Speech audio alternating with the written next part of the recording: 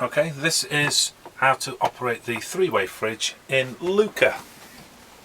Okay, again, I don't know if you've seen the videos of Lara, but Luca's fridge is very, very similar. It's an automatic ignition on gas. It runs off 12 volts directly off the engine when you're travelling, and 240 volt when you're on a hookup on a pitch. So, how do we work it? Right, easiest thing is, when you're travelling, make sure everything else is off, and off. When you're travelling, leave the 12 volt one on, which is the red one. So the moment you start the engine, the fridge will be cooled directly from the alternator. So doing 200 miles or whatever else is, we'll leave it on 12 volts there, and the fridge will be nice and cold. So we pull up and we do a bit of wild camping.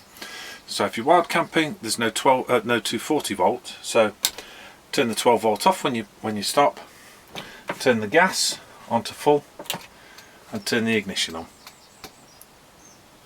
Now the gas isn't actually on at the moment, it's lit a little bit, but it'll go off in a second or two. But that's all there is to that. You just light the gas, leave it, and it'll just carry on then being cold.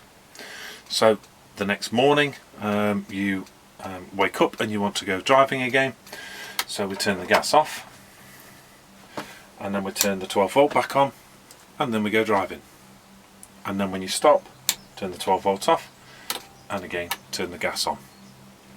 So it's as easy as that. And if you pull up in the meantime on a campsite where you use the electrical hookup, just use the hookup on that, turn everything else off and use that one.